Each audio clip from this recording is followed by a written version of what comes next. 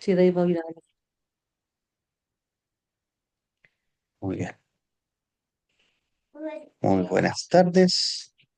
Comenzamos entonces nuestro estudio bíblico del día de hoy, en el cual veremos los capítulos 28 y 29 del libro del Éxodo, que guardan relación sobre un tema bastante interesante que he denominado yo la anatomía de lo sagrado, que en el fondo es como, vamos a hablar del diseño teológico detrás de las vestiduras y el sacrificio en el Éxodo capítulos 28 y 29, como les mencioné en la clase pasada, cuando terminamos de ver el tabernáculo o la parte más importante del tabernáculo. Después, la próxima clase vamos a volver a un poquito sobre eso, pero en esta clase de hoy vamos a ver esto del sacerdocio, la institución del sacerdocio y cómo esto es algo pintoresco, curioso, incluso como medio tragicómico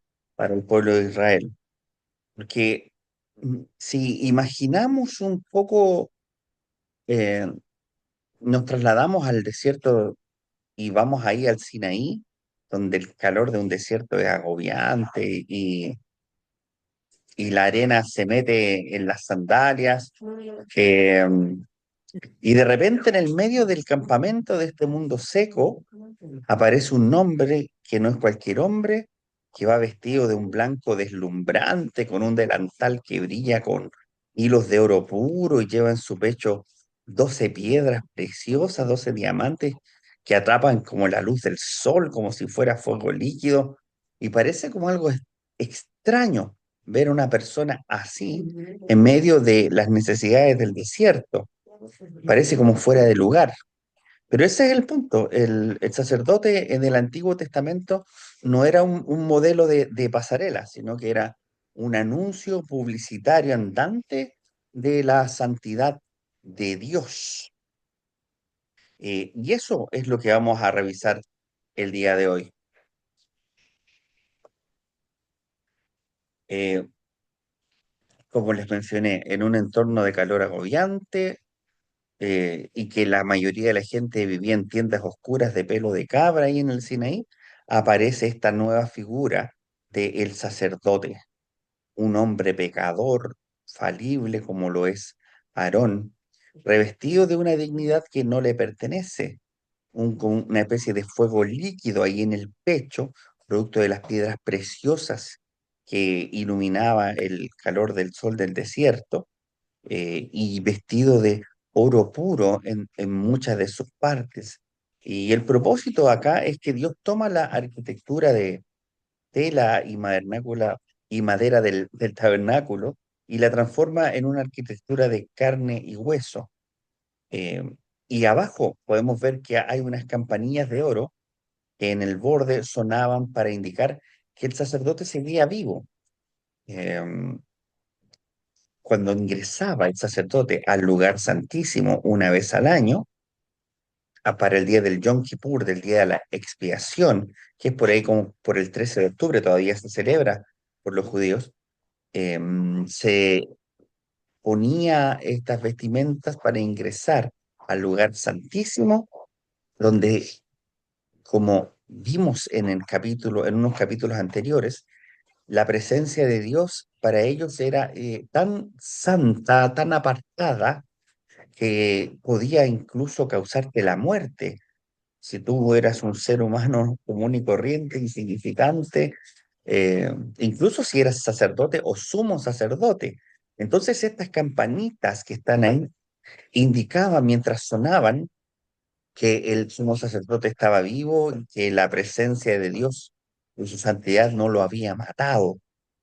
Así de fuerte era el significado de todas estas vestiduras y lo que representaba y lo que les comunicaba al pueblo.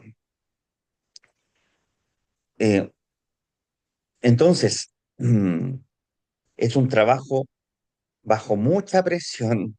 Hoy día que nos gusta hablar de trabajar bajo presión, acá el sumo sacerdote realmente se sentía presionado porque si llegaba a ver algo malo en él, Y en esto jugaba harto como la presión psicológica, la conciencia esa que le persigue a muchas personas, producto de algo como intrínseco en el ser humano, que trata de lograr cosas por sus propios medios para obtener el favor de las divinidades. Y es algo que hemos sufrido de mucho tiempo y que desgraciadamente con el catolicismo no se pudo superar, se adoptó esto de que pórtate bien y Dios te va a querer, haz buenas obras y Dios te va a querer. Eso estaba instalado en la mente del sumo sacerdote. Así como yo les he contado, estaba en mi mente que, si bien es cierto, yo no fui católico, fui de una iglesia protestante, evangélica más conservadora, que esa presión estaba ahí. Si tú no te has portado bien toda la semana y después vas y te pones a predicar, cuidado que Dios te puede castigar. Es algo que está ahí en nuestra cabeza, que está latente, heredamos de la tradición católica eso. Lo bueno es que el luteranismo rompió con todo eso. Nosotros creemos que somos santos y pecadores al mismo tiempo y que somos todos iguales. Entonces, nosotros no hacemos vista de esta distinción entre el pastor como si fuera un sumo sacerdote, diferente de las otras personas, sino que para nosotros el pastor es alguien que tiene el don y el llamado al ministerio de la palabra y los sacramentos, y que es lo que nos diferencia de los demás que tienen otros llamados y otros dones. Entonces, en nosotros debería estar fuera esa presión. Pero yo les pregunto honestamente, ¿ustedes creen que está 100% fuera cuando hemos sido criados en una sociedad católica que nos dice lo contrario? No, de hecho es así. Y de hecho hablaba yo con un querido hermano de la iglesia hace un tiempo, eh, y me decía, no, si usted o o el Rudy engañan a su señora, me dijo una vez, yo no se las perdono. Y yo les dije, y yo le dije, ¿y por qué? Le dije, no, no se las perdono. Y si lo hace otra persona de la iglesia, le prohíben la entrada, dice, no, es que es distinto, es que no son el pastor. Ah, yo dije, mira, qué interesante. ¿Y qué pasa si yo no engaño a mi señora, pero si yo miento? Eh, es que no es tan grave.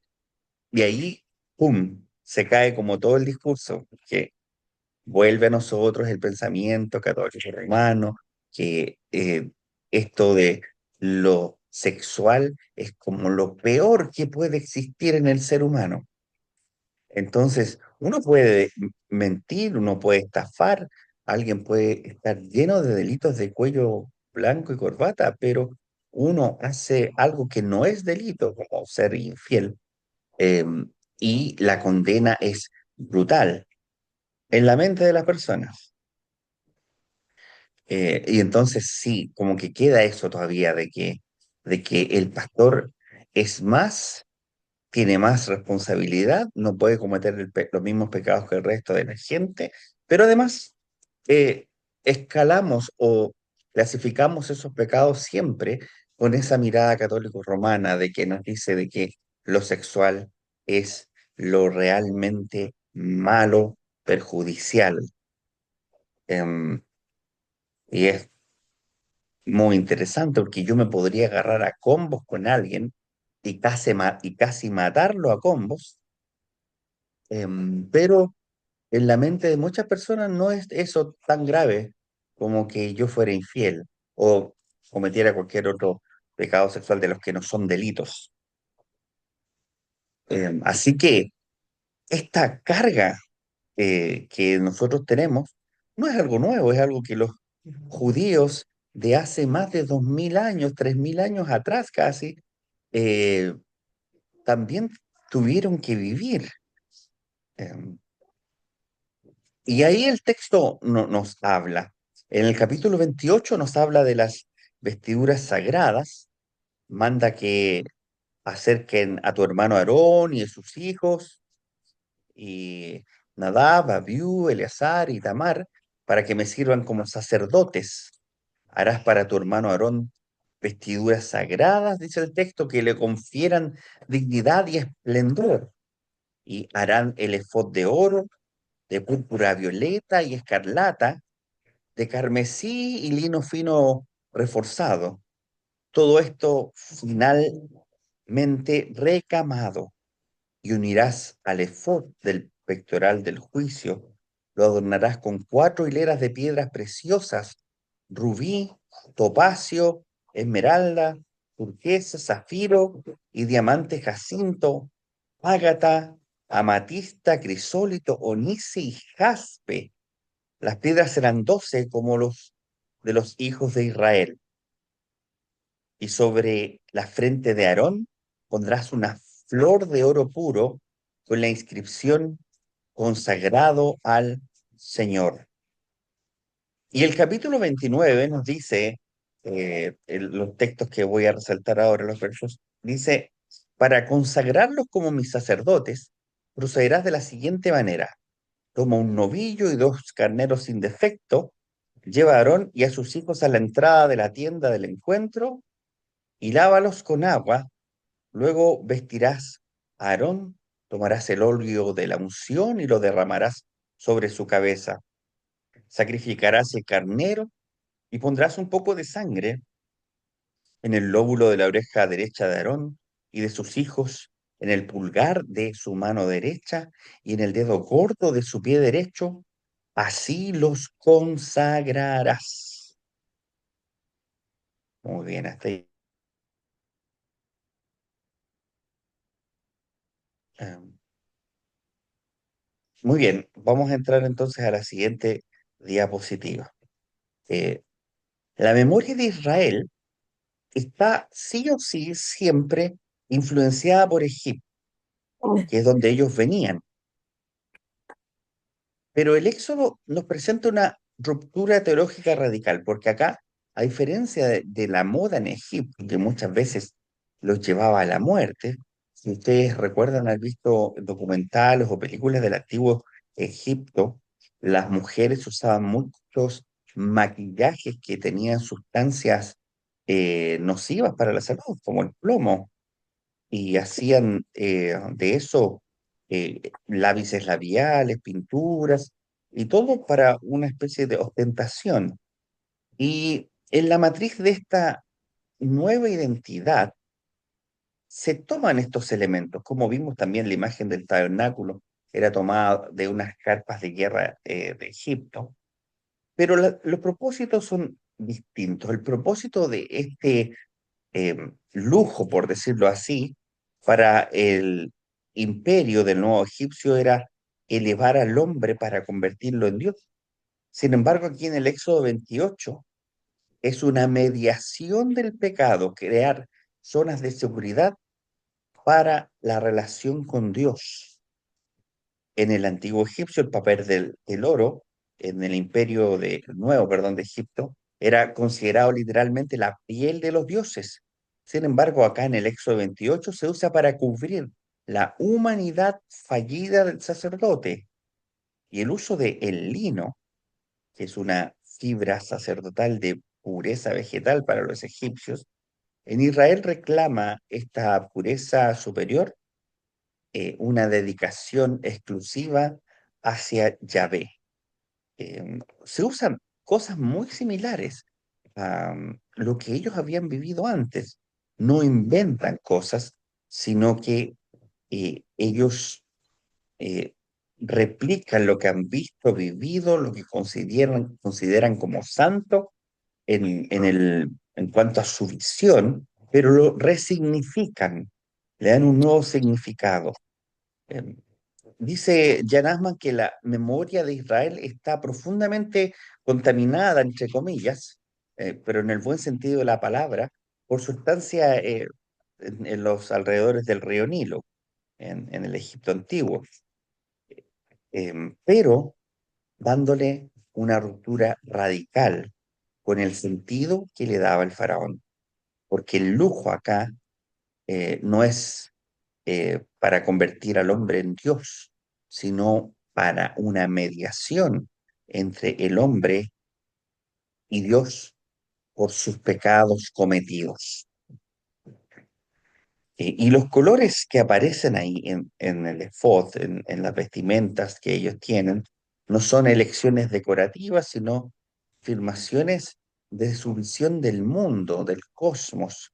El sacerdote viste un microuniverso o micromundo, porque recordemos que en aquellos tiempos ellos desconocían lo que es la astronomía. Entonces, cuando ellos hablan de la creación de la tierra, de los cielos y la tierra, para ellos es todo lo que existe. Todavía no tenían acceso a la visión de los otros países, o sea, de los otros planetas, de que todavía creían muchos que la Tierra era el centro del universo, no el Sol. Pero esta es su visión de mundo o universo, entendiendo que para ellos el mundo era todo lo que existía y la representan en colores y en estos colores que dan ciertas eh, piedras preciosas como el oro, que representa la esfera de lo divino y la incorruptibilidad, en que la humanidad del sacerdote está literalmente entretejida con la presencia de Dios, el azul que simboliza el cielo, el trono de Dios, y recuerda los mandamientos, el púrpura y el rojo carmesí son colores universales de la realeza, la dignidad extrema y el recordatorio visual de la sangre.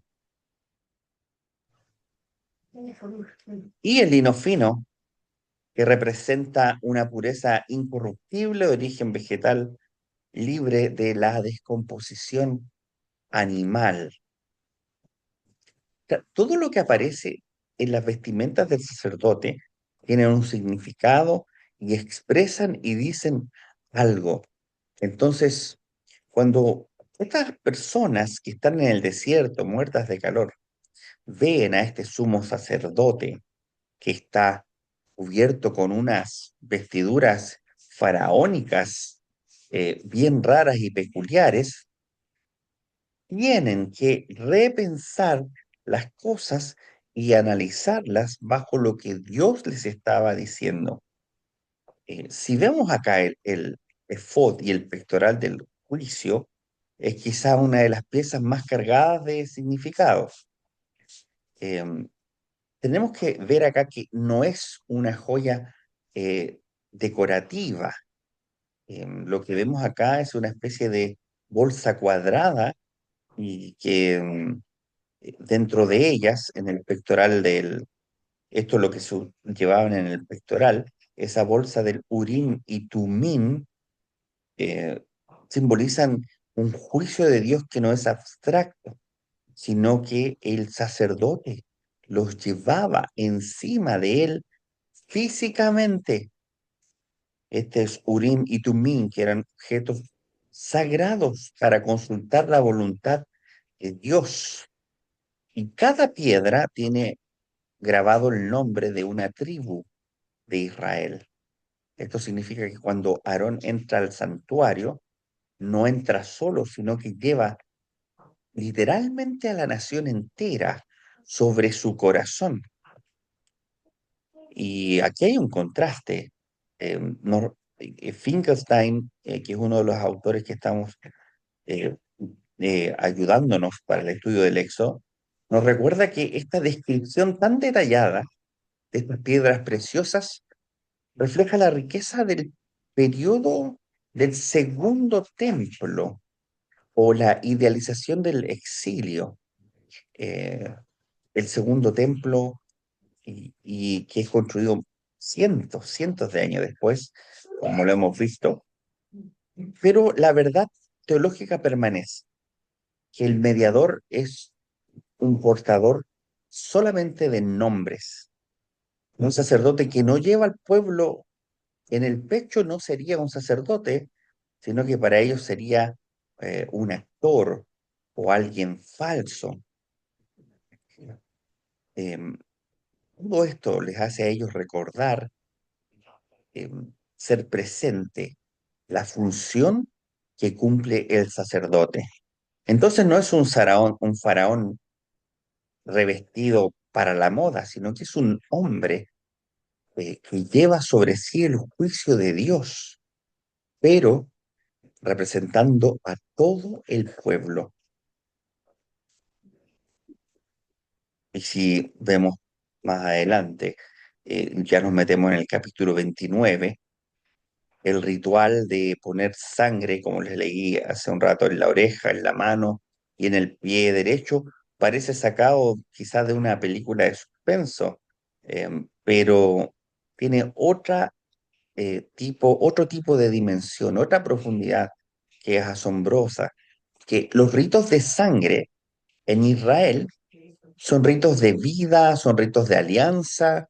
Entonces, al marcar estas extremidades que se mencionan, la oreja, la mano, el pie derecho, em, Dios está diciendo que, en primer lugar, la oreja habla acerca de nuestra capacidad, la capacidad del ser humano de escuchar la Torá, la palabra de Dios, que por lo tanto no se escucha cualquier voz, sino la voz de Dios. La mano se marca porque todo lo que hagas, tu trabajo, tu servicio, está santificado. Y el pie porque tu caminar, tu ética del día a día pertenece al Señor. Es una consagración de todo el quehacer humano. No se trata solo de lo que el sacerdote piensa, sino de lo que oye, lo que hace y hacia dónde camina. Todo esto es un peso que el sumo sacerdote debe llevar consigo. Em, y es una ropa, por lo tanto, pesada. El caminar con todo esto encima, el sacerdote tenía que tener sus músculos, eh, porque eran literalmente pesadas por el peso del oro, de las piedras. Y eso nos enseña que servir a Dios a veces no es una tarea tan ligera, sino que tiene un peso de responsabilidad. El sacerdote siente el peso de Dios sobre sus hombros. Muchas veces nosotros confundimos la gracia de Dios con el peso que es ser los portadores del Evangelio. O mejor dicho, las disociamos. Pensamos que como somos luteranos, como somos personas que solamente por el regalo de Dios y de Cristo somos salvos, no tenemos responsabilidad alguna y dejamos que no tengamos como personas cristianas ninguna responsabilidad, ni cargo de conciencia, ni peso, ni nada por lo que Dios hizo por nosotros. Y ahí hay algo importante que mencionar, que Lutero siempre nos enseñaba, que nosotros somos bendecidos con la gracia de Dios por Jesucristo para hacer que este hacer nuestro es una consecuencia de. Pero muchas veces nos quedamos ahí, como que en la gracia Dios nos salvó, listo, me olvido, soy feliz porque no soy salvo por las obras, pero esta gracia que nos llena de su Espíritu Santo debe movernos también a nosotros, a cargar con una especie de peso, no nosotros, sino saber que Cristo carga el peso de nuestros pecados, pero nosotros debemos ser testigos fieles de su amor y de su gracia. Y eso es algo que nos convierte en sacerdotes. Por eso es que creemos que todos somos sacerdotes. Y en el capítulo 29 se consagra a estos sacerdotes. Lo que significa consagrar u ordenar es literalmente llenar sus manos. Cuando un sacerdote era ordenado, sus manos eran llenadas con las porciones del sacrificio. Una imagen quizá potente, porque el sacerdote no viene ante Dios con las manos vacías, presumiendo de su espiritualidad, sino que viene con las manos llenas de los dones que Dios mismo ha provisto. Así que para entender el capítulo 28 debemos comprender que el tabernáculo refleja la visión de mundo de ellos, em, pero también las vestiduras del sumo sacerdote reflejan lo que ellos pensaban del mundo. Y el uso de lino fino es un punto de contacto crítico con Egipto. El lino era la fibra sacerdotal por excelencia en el río Nilo debido a su pureza vegetal. Entonces, al usar lino, Israel reclama una pureza superior a la de sus antiguos capataces, pero dedicada exclusivamente a Yahvé, dedicada exclusivamente a Yahvé.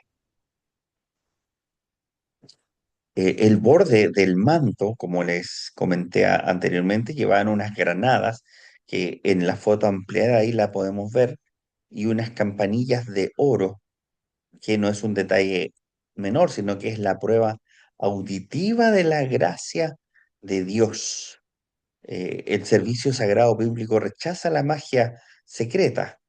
Por lo tanto, escuchar el tintineo de las campanas era la prueba viva de que Dios había aceptado al mediador y no lo había consumido. Las granadas son símbolos físicos de la fertilidad y de la ley, y las campanillas de oro son el sonido de la mediación viva. Es increíble cómo todas estas cosas nos hacen sentido también hoy en nuestra iglesia, cuando hacemos el toque de campanas, uno dice que hoy esto no está relacionado. Y en el estricto rigor no es porque el sacerdote judío que nosotros tocamos las campanas, sino que tiene su significado litúrgico aparte. Pero miren, 3000 años antes de Cristo, o sea, hace 3000 años atrás, 2000 años antes de Cristo, ya vemos unas campanas que resuenan, ya vemos algo que simbolizan que más adelante va a persistir el uso de estas campanas con distintos significados, pero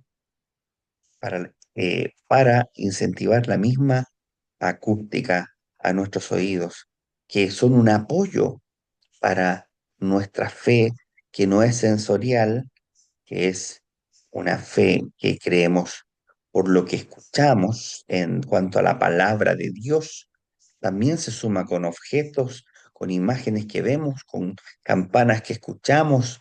Y leer esto de las vestiduras del sumo sacerdote, de la construcción del tabernáculo, es inevitable que nos lleve a pensar en nuestra identidad como cristianos y como luteranos. El sumo sacerdote, un hombre que es pecador, un hombre que es consagrado a Dios. Aarón está desprovisto de méritos propios ante la santidad. Sin embargo, Dios le provee la ropa, una justicia que viene desde afuera. Y el resultado, y yo lo veo siempre aquí a través de la mirada de Cristo y de nuestra visión luterana, resulta ser un hombre que es simultáneamente justo y pecador, porque servir a Dios conlleva el cabod, el peso, un inmenso peso moral y físico para el sumo sacerdote del Antiguo Testamento, en que Dios usa a un hombre que es indigno y lo pone en una posición diferente a través de la provisión misma de Dios. Em, la consagración del sacerdote, de los sacerdotes, no solo del sumo sacerdote, duraba 7 días. 7 días duraba la consagración. Antes de vestir la gloria, tenían que tratar la culpa, y por eso se ofrendaba un novillo. Y la imposición de manos sobre el animal del versículo 10 del capítulo 28 o 29 es un rito de transferencia. El pecado del sacerdote pasa a la víctima. Y luego se quema un carnero y este se quema totalmente y representa la entrega total. No queda nada para el hombre, todo es para Dios, nada se come. Luego viene el carnero de la consagración, que es un rito más extraño, porque la sangre se pone, como les dije anteriormente, en el lóbulo de la oreja, en el pulgar y en el pie, una especie de marcas en las extremidades que sirven para santificar todo el rango de movimiento y percepción del hombre. ¿Qué nos dice Dios en todo esto? ¿Qué nos dice acerca de esta santificación de los sacerdotes en que debían llegar a Dios con las manos llenas en esta consagración? Es algo diferente, es algo que tiene distintas fases, como les decía recién. Se trata en la fase uno con la culpa, la 2 con la entrega total y en la 3 con la santificación, con estas marcas de sangre en sus extremidades. El sacerdote no viene ante Dios presumiendo de méritos, viene con las manos vacías para que Dios las llene para su provisión de su sacrificio. Entonces, el sacerdote llega con las manos llenas, sí, pero solo porque entienden ellos que el que las llena ha sido Dios y para Dios. Una visión muy teocéntrica de la vida del mundo que acuñó desde muy temprano el pueblo de Israel. Ellos son santificados para la praxis. Dios marca aquí los bordes del cuerpo humano para reclamar la totalidad del rango de movimiento y percepción del que iba a ser el mediador. El lóbulo de la oreja derecha, como les dije anteriormente, el pulgar de la mano derecha, el dedo gordo del pie derecho, que ilustraban todo eso que hemos ido conversando. Los ritos de sangre, como les mencioné anteriormente, no son magia oscura, son ritos de vida y alianza y consagran la totalidad de la praxis, de la práctica del ser humano. ¿Por qué tanta complejidad podemos pensar? El peso de toda esta vestimenta, la sangre, el oro, todo este sistema revela un diseño que es como geométrico, eh, una especie de geometría de la santidad. Y hay un escándalo de la sangre y la gracia. La sangre es el currículo de la vida, no busca asustar, sino limpiar el espacio del pecado para que la vida absoluta pueda entrar sin destruir. Eh, y en el clímax de la alianza, estos capítulos no interrumpen la historia, sino que son el clímax. Dios establece un sistema de comunicación permanente entre el pueblo y Yahvé. Y hay también una alteridad invitacional. La santidad de Dios no es excluyente.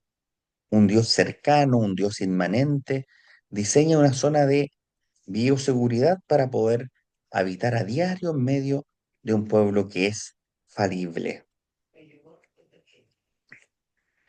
Ahora bien, cuando leemos esto de las vestiduras del sacerdote, es imposible no mirarlo eh, a través de los ojos de Primera de Pedro, que nos dice que somos real sacerdocio, que somos nación santa, pero nos dice que somos real sacerdocio.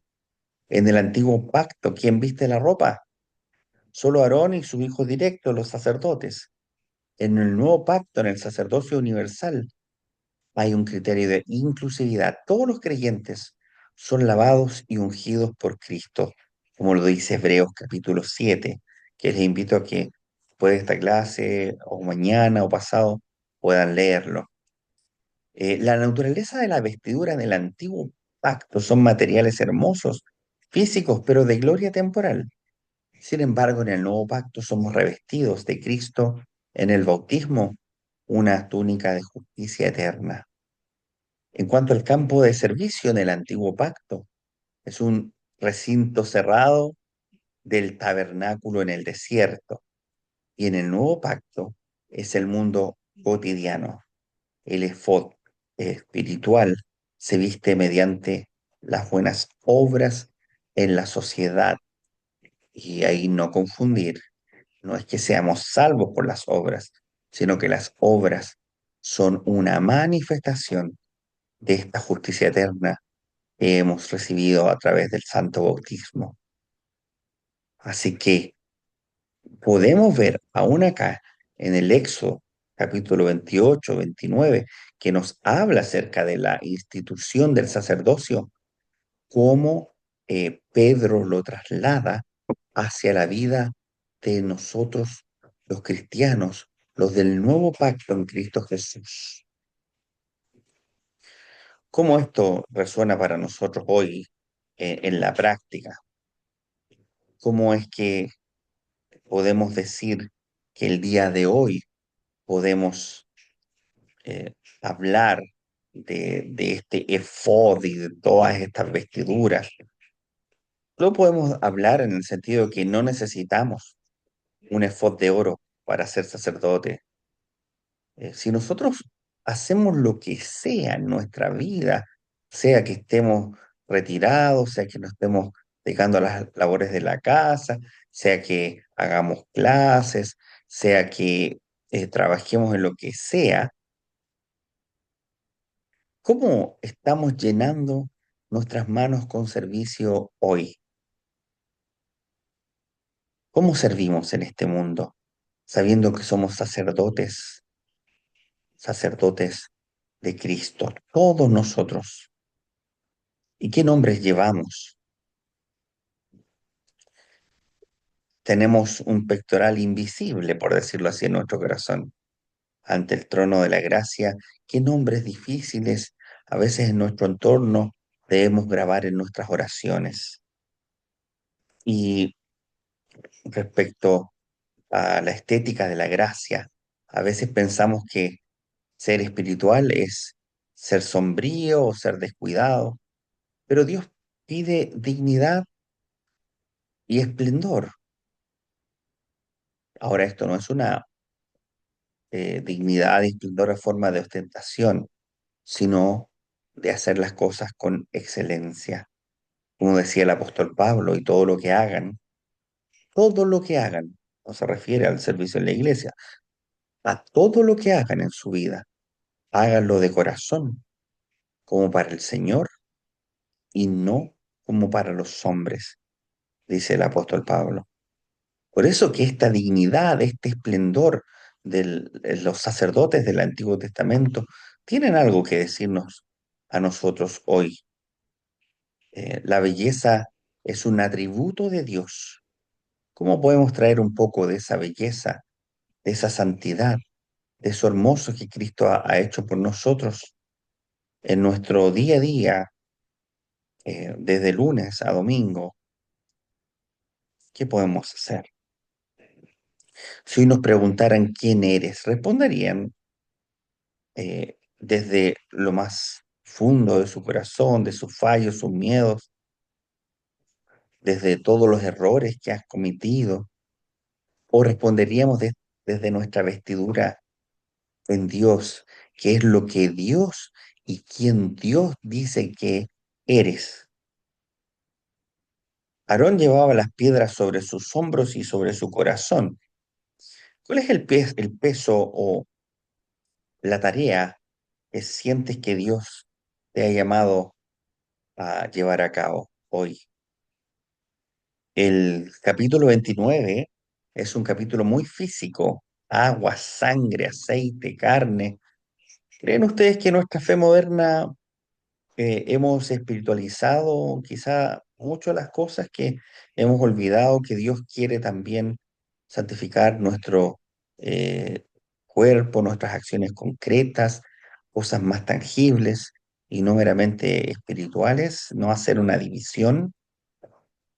Y el sacerdote representa al pueblo ante Dios. ¿Cómo podemos nosotros como comunidad de fe ejercer hoy ese sacerdocio universal en nuestro barrio? ¿Cómo podemos nosotros llevar este mensaje cristiano, neotestamentario, al mundo hoy? ¿Cómo podemos hacernos cargo de nuestra fe? Y no solamente vivir como si nada tuviésemos que hacer. Les escucho. Comentarios, preguntas, opiniones respecto a los capítulos examinados el día de hoy sobre las vestiduras de los sacerdotes. Les dejo la palabra.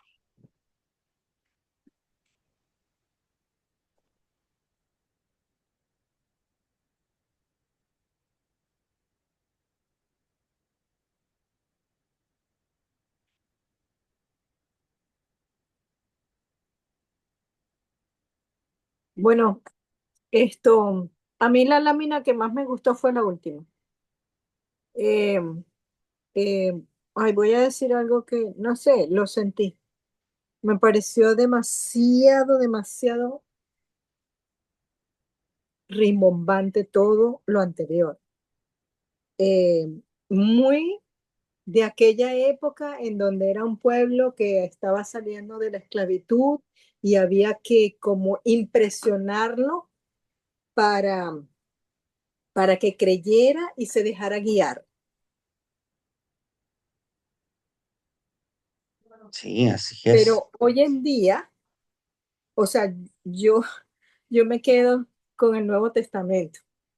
O sea, eh, Jesús era tan humilde, todo el tiempo estaba sonreído, todo el tiempo estaba ayudando, todo el tiempo cero, cero, no sé. O sea, no sé si me entiendo. O sea, me Sí, yo quedo con entiendo. esto que tú escribiste a lo último. ¿Cómo Ujú. viste tu vocación? ¿Qué nombres llevas en tu pecho? Y la estética de la gracia que Dios exige: dignidad y excelencia, responsabilidad, capacidad de responder cada uno.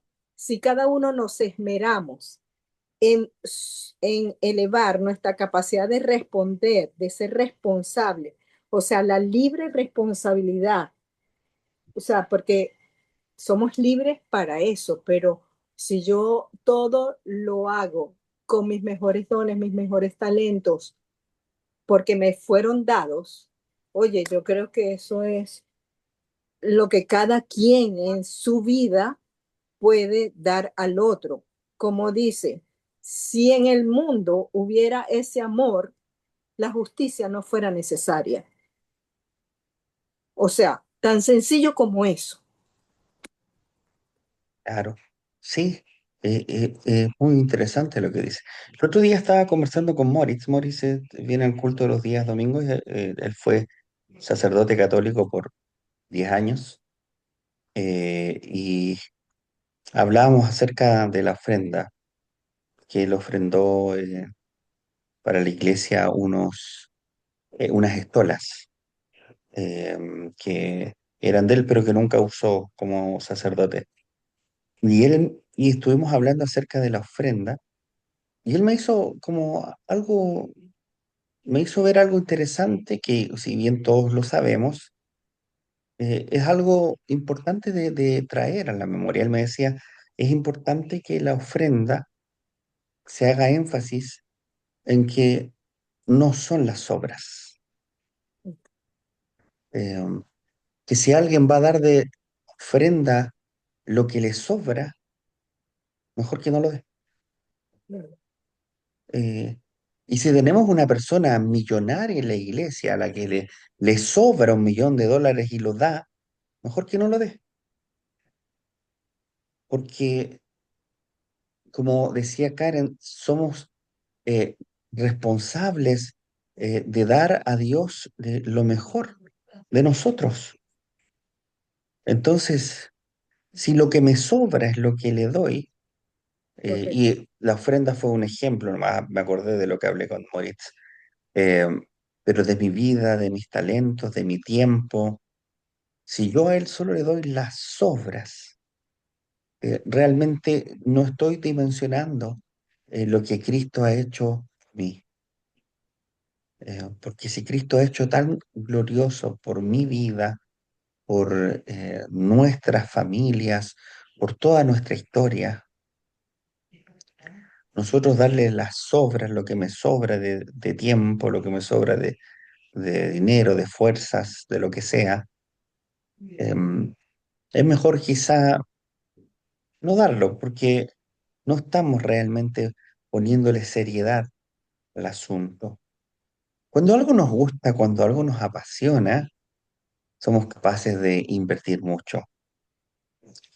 Yo he visto como abogado en el mundo de los negocios, como me ha tocado ser durante la mayor parte de mi carrera asesor de empresas, muchos que pagan eh, miles de pesos, incluso millones, en capacitaciones para poder ser mejor empresario, em, y van a charlas donde hay gente que es motivadora, estos coach que se llaman ahora, y que muchas veces cobran un ojo de la cara por una de esas conferencias a las cuales van y le dicen, tú puedes, tú puedes hacer que $1 millón se transformen en 100.000 millones de dólares. Y para que le digan todas esas cosas que, claro, programan a la gente en sus cerebros, mentalidad positiva, etcétera, pueden pagar fácilmente 500.000 pesos por ir a una charla de eso, hasta 1 millón de pesos. Pero yo conocí ahí a mucha gente emprendedora cristiana y, y que muchos cercanos míos, no les voy a decir que tan cercanos, aunque solo les puedo decir que ustedes no los conocen, pero quizá algún día los lleguen a conocer, no sé si llegarán algún día a la iglesia, eh, pero en sus congregaciones donde ellos iban, no aportaban nada. Y yo les preguntaba, ¿y tu iglesia cómo se sostiene? No, son de esas iglesias que piden diezmo. Ah, ya, y tienes que dar el 10%. Me dijo, no, pues yo no lo doy. No, estáis loco, yo no lo doy.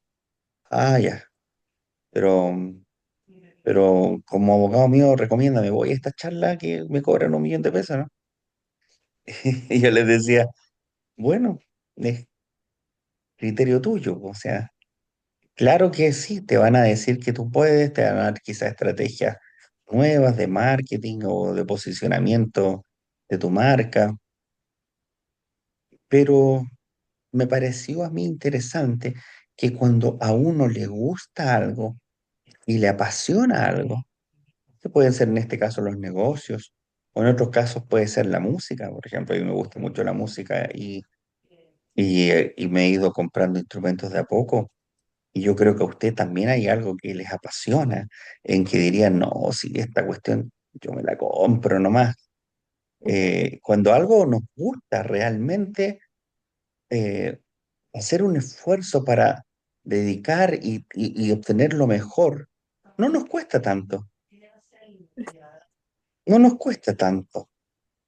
Es como al que es cinéfilo, por ejemplo, ir a gastar, no sé, 15.000 pesos, a veces sale una entrada para el cine, o 10.000 pesos, no sé, ya están como en 12 13.000 pesos, parece la entrada al cine.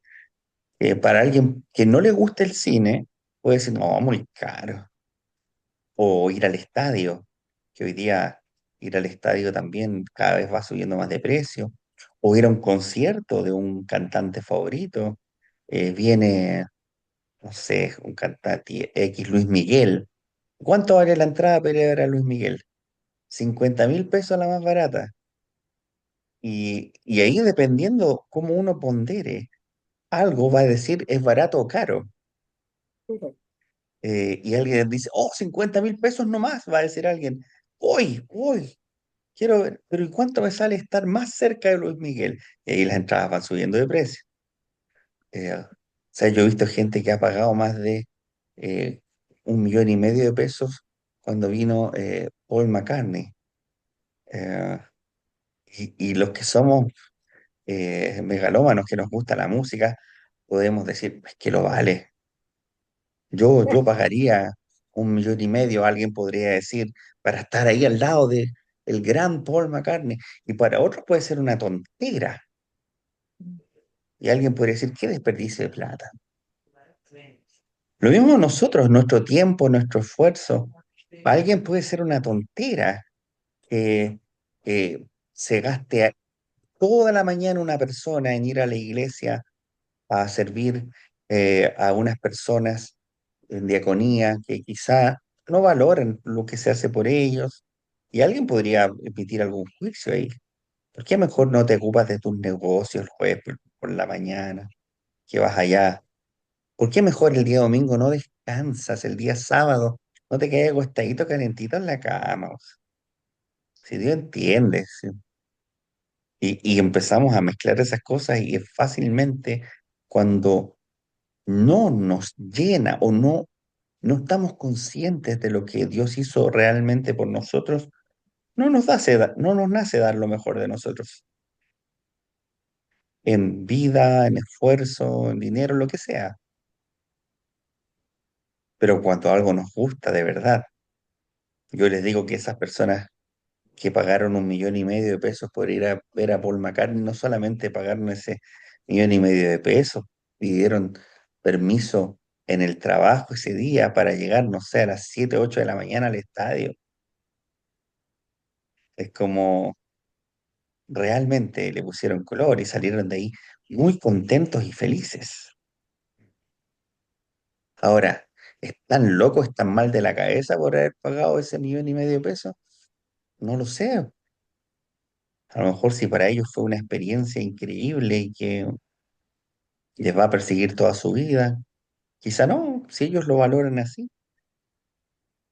Pero nosotros como hijos de Dios, ¿cómo valoramos lo que Cristo ha hecho por nosotros? Igual tiene el mismo valor que ir a un concierto, por decirlo así, de Paul McCartney, o el mismo valor de ser cinéfilos y gastarnos nomás todas las semanas ver 2, 3, 4 películas en el cine y gastar de nuestro tiempo, de nuestro esfuerzo, de nuestros viajes, de nuestro vehículo, de lo que sea que utilicemos para llegar hasta allá. Em, ¿Qué tan importante es lo que Cristo ha hecho para nosotros y por nosotros? Eso es una pregunta digna de esta clase. ¿Qué peso es el que cargamos sobre nuestros hombros de la gracia de Dios? Muy bien, las dejo con esa inquietud, chiquillas. Eh, la próxima semana volvemos allá a revisar en el Éxodo capítulo 30, que nos quedan ya 10 capítulos del Éxodo, y volvemos a revisar el altar de los perfumes y otras cositas más. Así que hasta aquí la clase de hoy. Que nuestro buen Dios les bendiga, les fortalezca, les guarde y nos ayude a todos nosotros a poder ser cada vez más conscientes de la gracia y de lo que Cristo ha hecho en nosotros y por nosotros. Que la bendición de Dios, quien es Padre, Hijo y Espíritu Santo, sea con cada una de ustedes. Amén. Muchas gracias. Muchas, Besos muchas a todos. Muchas gracias. Gracias, gracias. Héctor. Buenas Muchas noches. Buenas gracias. noches. Que estén Nos todos muy vemos. bien. Noche. Arrópense bien para que duerman Sí, rico. Oye, con sí, saca en eso pica y yo. estamos. Ah, Ya. Que estén todos muy bien. Gracias. Chao, chao. Que estén bien. Chao. Chao. chao.